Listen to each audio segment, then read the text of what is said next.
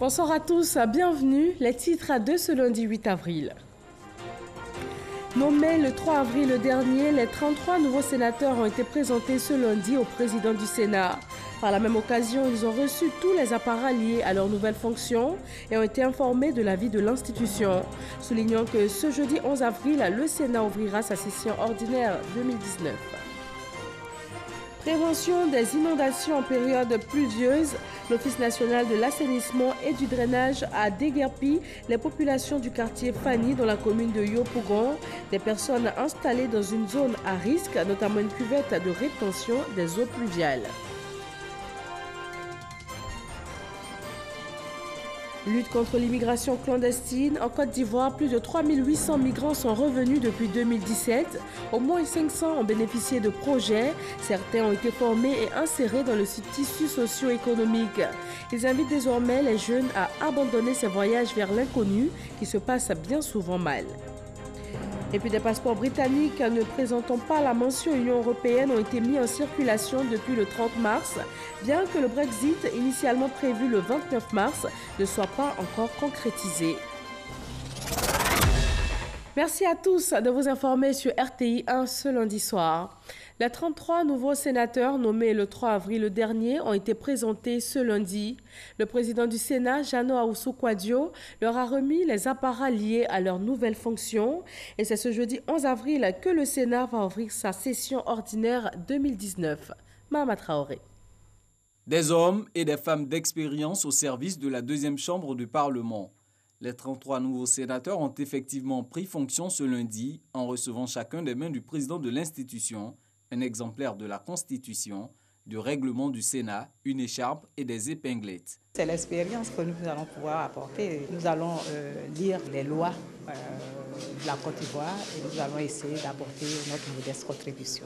Nous prenons l'engagement qui doit être collectif de mériter cette confiance qui est placée en nous. Mon expérience de la société civile et mon expérience professionnelle, je compte la mettre au service du Sénat. Nous avons pleine conscience de la mission, de la tâche qui nous attend et avec l'aide de Dieu, nous y arriverons.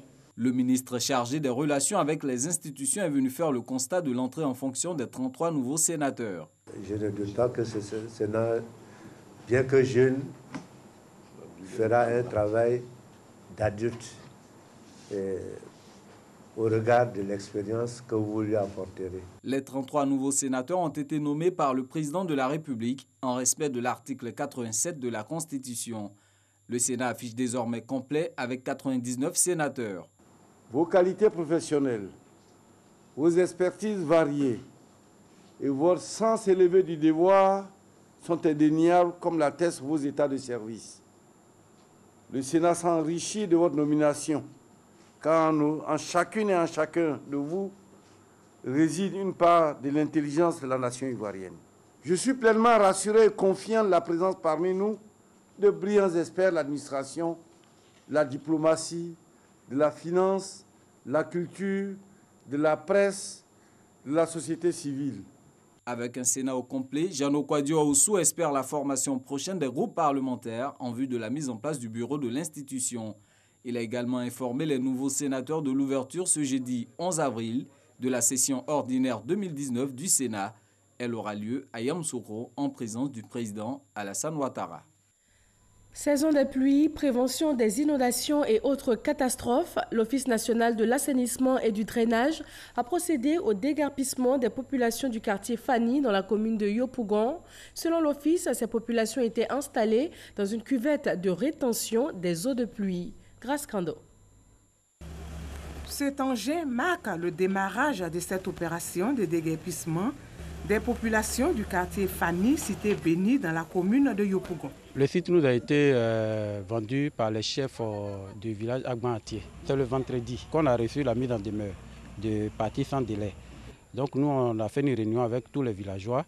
Et puis aujourd'hui, on a envoyé une délégation au plateau pour aller rencontrer ceux qui nous envoyaient les papiers là. Pendant qu'ils sont là-bas, on apprend que les machines sont là. On n'a pas eu le temps d'avoir un autre site de recasement. On ne sait pas où il faut aller les enfants. On est avec les enfants ici. Ils vont à l'école. On est dans le quartier, ça va, mais s'ils ont cassé vraiment, on ne sait pas où il faut aller. C'est même pas où il faut mettre la tête.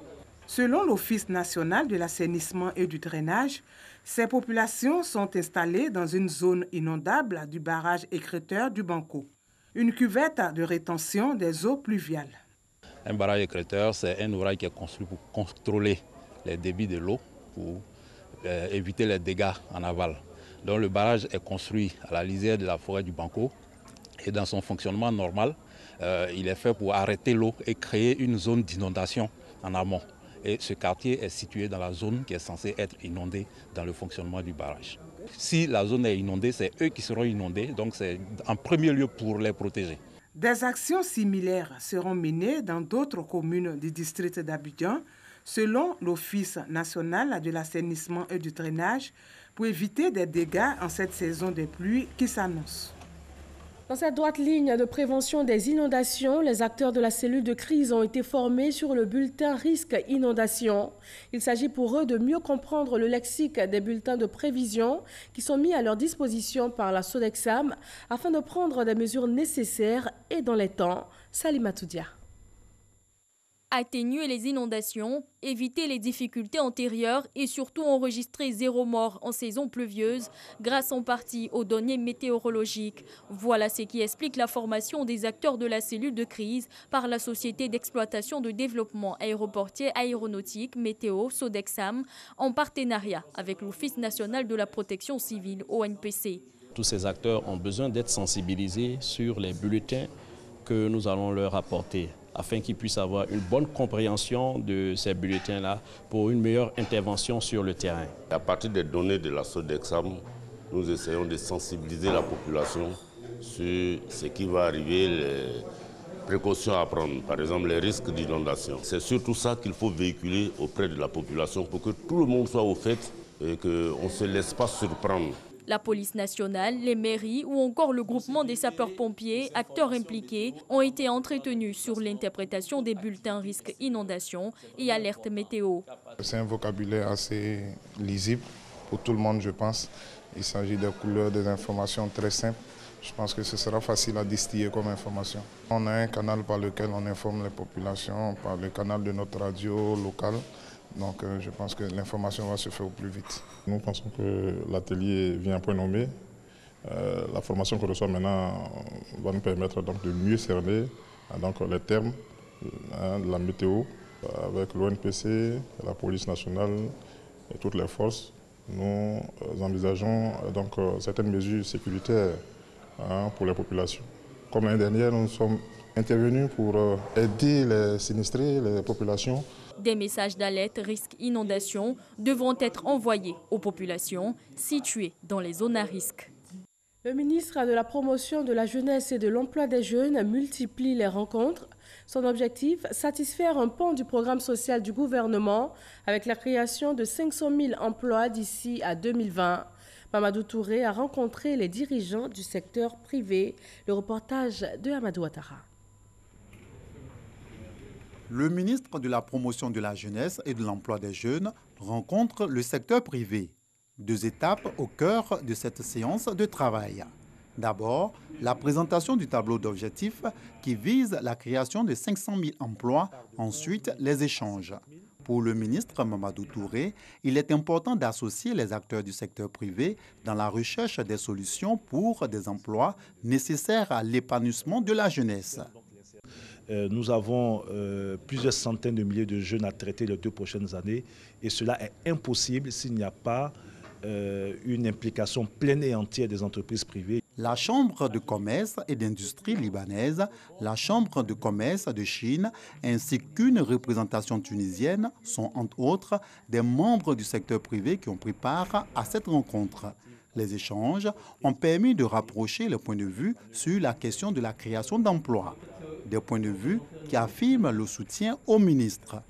D'accompagner en nombre d'offrir les emplois, les stages, l'expertise. On a un devoir citoyen et il faudra qu'on crée des emplois. La Chambre de commerce chinoise va amener les expériences de la formation professionnelle de Chine pour aider à former les jeunes Ivoiriens. On a pratiquement 58 entreprises tunisiennes qui sont implantées en Côte d'Ivoire. Ça fait de la création de l'emploi qui accompagne aussi l'exportation. Des Ivoiriens qui sont formés en Tunisie, qui vont être recrutés aussi. À la fin de la présente rencontre, une autre date a été fixée. Prévue pour le 26 avril 2019, elle permettra à chaque dirigeant du secteur privé de faire des propositions concrètes en termes de capacité d'accueil par entreprise relatives aux formations, aux stages et aux emplois disponibles. Le projet sous-régional de l'Organisation internationale pour les migrations OIM œuvre à la formation et à la réintégration des ex-migrants. Le projet, financé par le Fonds fiduciaire de l'Union européenne à hauteur de 1,3 milliard de francs CFA, a pris en compte plus de 3 800 migrants revenus en Côte d'Ivoire depuis 2017. Un groupe de 50 ex-migrants a été formé et inséré dans le tissu socio-économique dans l'Agnébi-Tiassa. Amadou Ouattara. Yves est un ex-migrant. Avec son épouse, ils ont tenté d'immigrer en Europe en passant par la Tunisie. En leur possession, un budget de plus d'1 million de francs CFA. C'était toute l'économie du couple. Immigrer par la Libye et passer par la mer, la Méditerranée pour arriver en Europe. C'est ainsi que je me suis retrouvé en Tunisie. Et là-bas, j'ai pensé que la vie était facile, j'allais rapidement avoir un chemin pour booster pour l'Europe. Or, arrivé là-bas, le prix des passeurs qu'ils avaient fixé était élevé. Madame et moi, réunis, il fallait 6 000 €, soit l'équivalence de 12 000 dinars. Quand on arrivait et on a travaillé, on n'a pas pu avoir cette somme-là. Donc on a essayé de rebousser chemin. Et vu tout ce que aussi nous on voyait sur les réseaux sociaux avec tous ces morts en mer, ça nous a découragés quelque part. Yves, ancien vigile avec un revenu mensuel de 70 000 francs CFA, avant son départ, n'est pas un cas isolé. Madikan, titulaire d'un BTS en commerce, a tout abandonné pour l'aventure par la mer. Le bateau qui la transportait a fait naufrage. Madikan a eu plus de chance que sa meilleure amie, une commerçante. Elle a eu le bac. Après le bac, elle s'est lancée dans le domaine du commerce.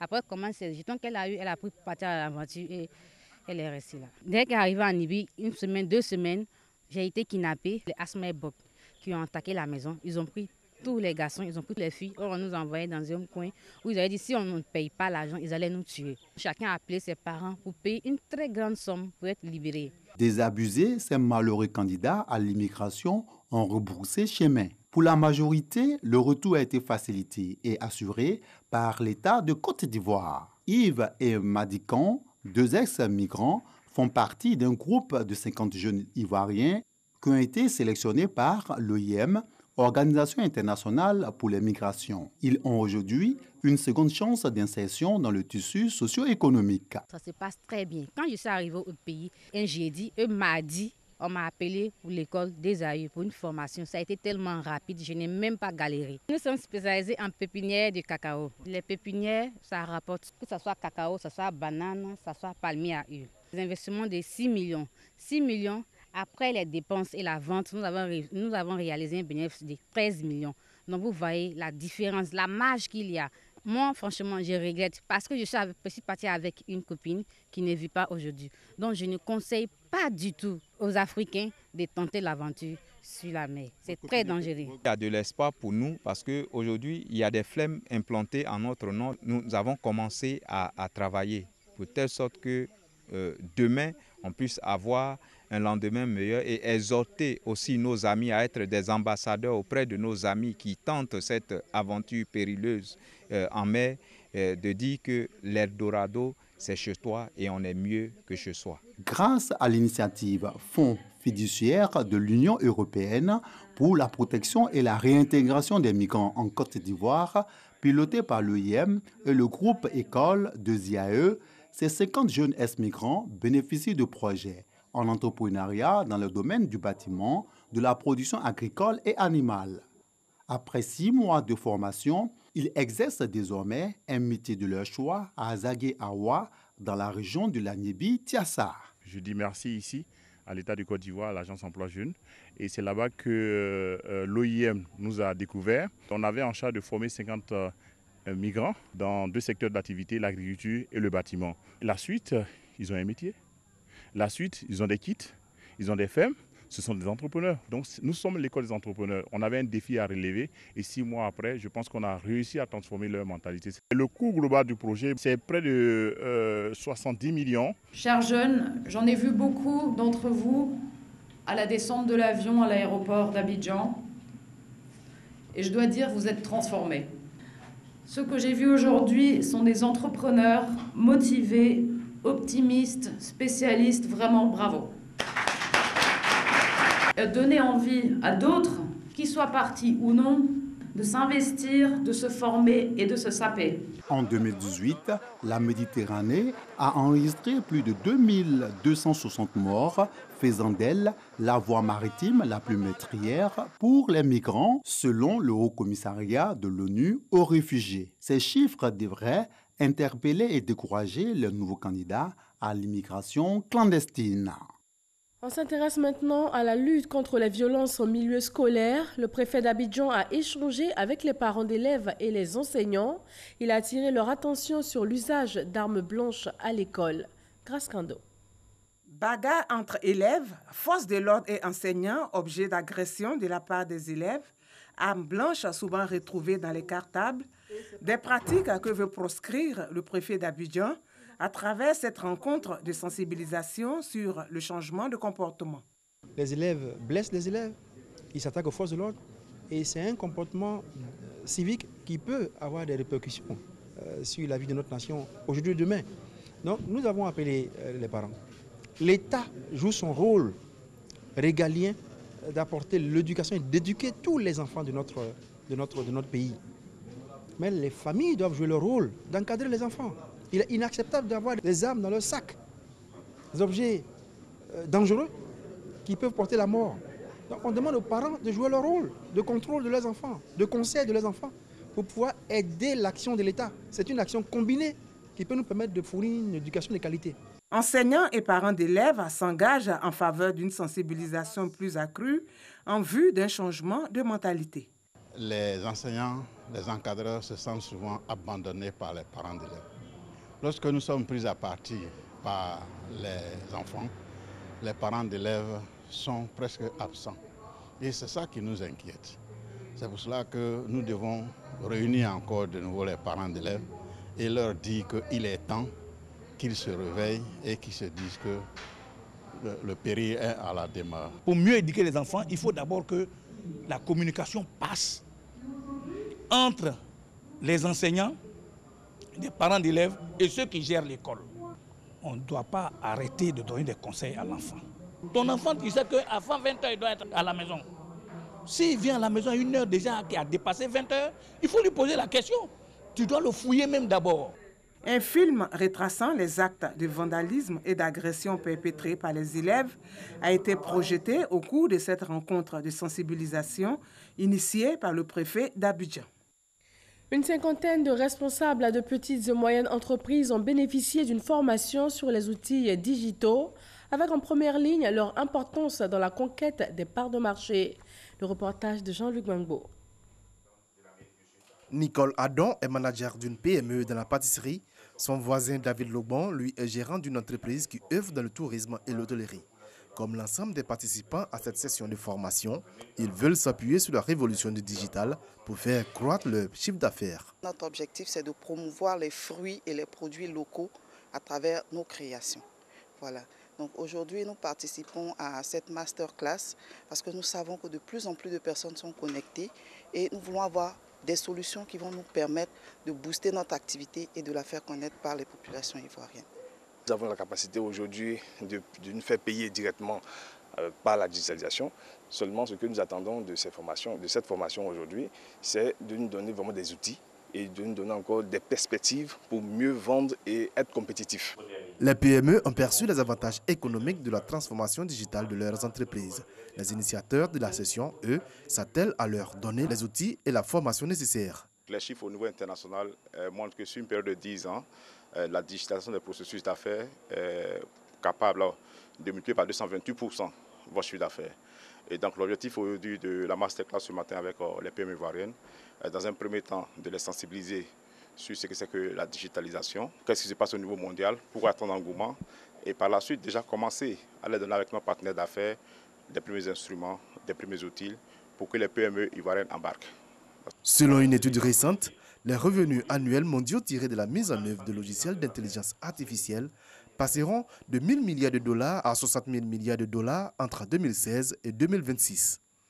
Compétitivité également dans le monde du cinéma. Le ministre de la Culture et de la Francophonie a récompensé les lauréats ivoiriens du FESPACO 2019.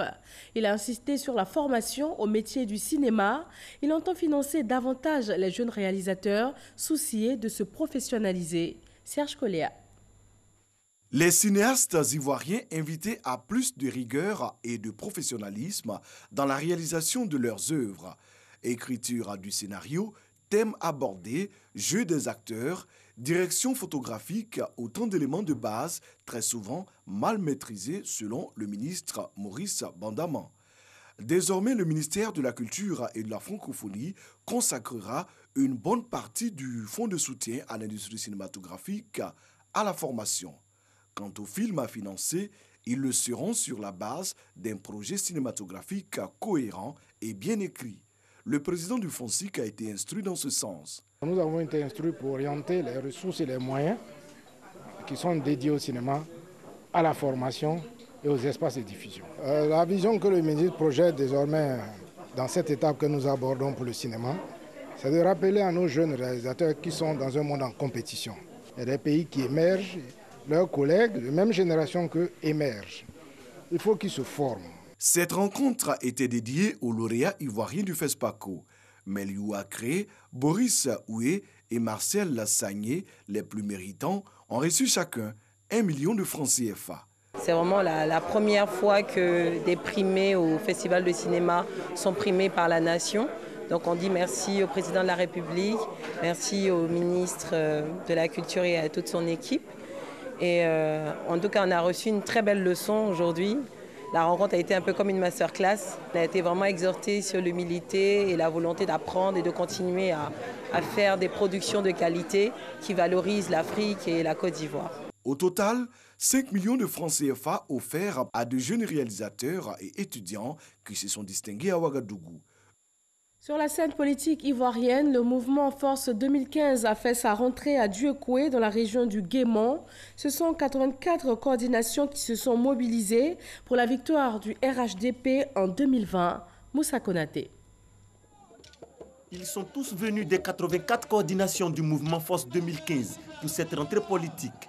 Les militants du RHDP de Dieucoué ont également répondu à l'appel de Charles Niaouri à ce premier grand rendez-vous de l'année 2019 de Force 2015 sur le thème « Quel apport des mouvements et associations de soutien pour la victoire du RHDP en 2020 ?»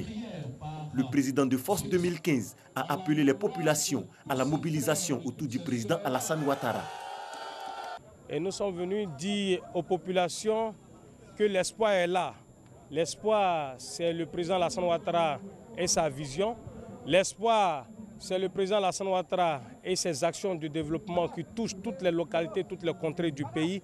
Et que donc chacun de nous devrait se mobiliser autour du chef de l'État et du RHDP et faire donc le travail qui nous incombe, c'est-à-dire construire une nation émergente, construire une nation développée avec le RHDP et Alassane Ouattara.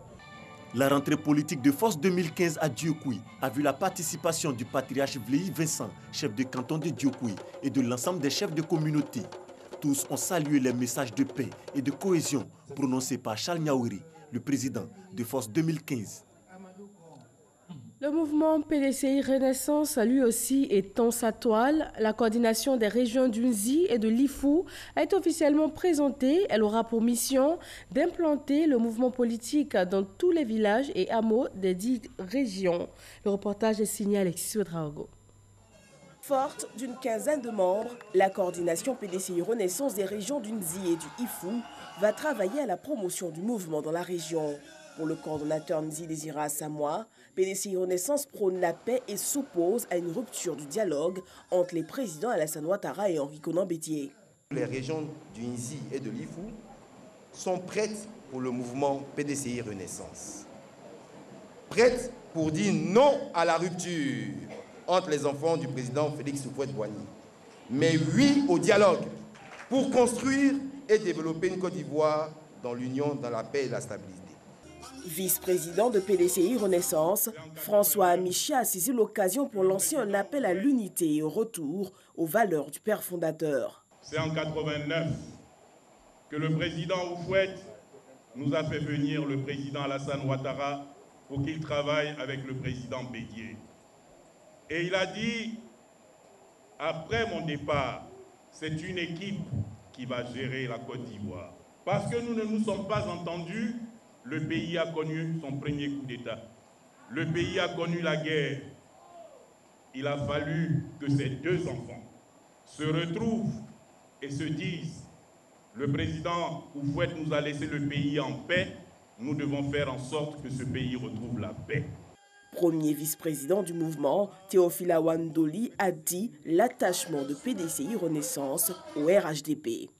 Oui, comme vous le constatez, PDCI Renaissance occupe le terrain et s'installe progressivement et durablement. Nous avons ainsi enregistré de nouvelles et nombreuses adhésions de militantes et militants qui ont compris notre message et qui font confiance à PDCI Renaissance. Nous sommes et nous resterons PDCI. Et en même temps, nous sommes attachés au RHDP. Parce que le RHDP, c'est le creuset d'unité rassemblant les filles et les fils de la grande famille d'Houphouët-Boigny. Notre credo au PDCI Renaissance est clair. RHDP nous sommes, PDCI nous restons. 4 motos ont été remises pour renforcer la capacité de mobilité des membres de la coordination sur le terrain. Rappelons que PDCI Renaissance a été porté sur les fonds baptismaux le 23 décembre 2018 à Abidjan. L'Association des anciens élèves et étudiants musulmans de Côte d'Ivoire œuvre pour l'autonomisation de la femme. Elle se met au service des femmes défavorisées. Isaïo. Elles exercent des activités génératrices de revenus dans divers secteurs.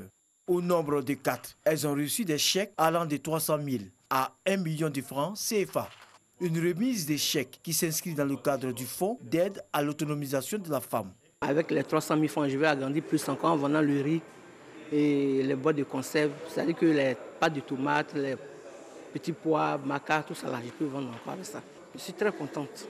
J'ai reçu les 1 million, c'est pour agrandir mon commerce de vente de glace. Je suis une non-voyante et bon, les autres commerces là, c'est pas du tout facile en tant que non-voyante. Plus de 75 millions de francs CFA disponibles pour le financement des activités de femmes défavorisées. Un montant collecté au cours d'un gala de bienfaisance initié par l'amicale des anciens de l'Association des élèves et étudiants musulmans de Côte d'Ivoire, AUMC.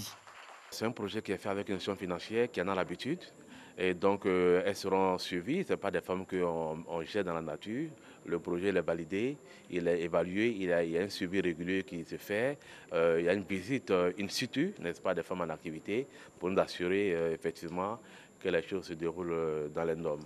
Nous démarrons avec un fonds, avec notre partenaire, avec un montant de 75 millions. Mais rapidement, nous espérons que d'ici la fin du mois prochain, nous allons passer à 100 millions. L'objectif est que dans 5 ans maximum, nous puissions atteindre 1 milliard de fonds d'autonomisation apportés par les 3 ans. Ce fonds, s'il est bien exécuté, bien suivi, pourrait être une réponse importante et pourrait être cité parmi les cas de réussite comme le fonds d'appui aux femmes de Côte d'Ivoire, comme le fonds Femmes et Développement du ministère, comme le fonds même qui a été mis en place pour les femmes entrepreneurs. Créé en 1995, l'amicale des anciens de l'Association des élèves et étudiants musulmans de Côte d'Ivoire regroupe des travailleurs et hauts cadres de l'administration publique, parapublique et privée. Elle œuvre à la promotion et à la défense des valeurs de paix et d'éthique, mais aussi à l'encadrement des jeunes musulmans pour une citoyenneté plus active. Dans le domaine de la sécurité, on s'intéresse à cette arrestation des ravisseurs d'une fillette de 3 ans. Éric Goré revient dans les détails sur ce coup de filet de la police. Ce véhicule immobilisé dans l'enceinte de la police criminelle a servi à 6 individus de prendre en otage une fillette de 3 ans pendant 3 jours. En complicité avec le chauffeur chargé de déposer quotidiennement la petite fille à l'école. Mon patron m'a dit on n'a qu'à enlever l'enfant de notre patronne. Voilà, pour un rituel. Donc j'ai accepté. Mais moi, j'ai nourri, mon idée, sacrifier un enfant, ce n'était pas moi mon truc. Donc j'ai dit, bon, si c'est comme ça, on va prendre l'enfant comme un enlèvement maintenant. Le chauffeur aussi est dedans. Il n'est pas trop coopérant. Puisque j'étais derrière la voiture, la RAV4, j'ai pris la corde pour l'étrangler. Ce groupe de ravisseurs était composé de marabouts, d'ouvriers, de gérants de cyber et du chauffeur indélicat qui a perdu la vie au cours de cette opération. Après leur arrestation, ces prévenus sont passés aux aveux en attendant d'être transférés au parquet d'Abidjan. Dans l'actualité internationale, des passeports britanniques ne portant pas la mention Union européenne ont été mis en circulation et ce depuis le 30 mars dernier, bien que le Brexit initialement prévu pour le 29 mars ne soit pas encore entré en vigueur. Et voilà, c'est tout pour ce journal. À 23h, retrouvez Michel Mambo. Merci de votre attention et très bonne fin de soirée sur RTI 1.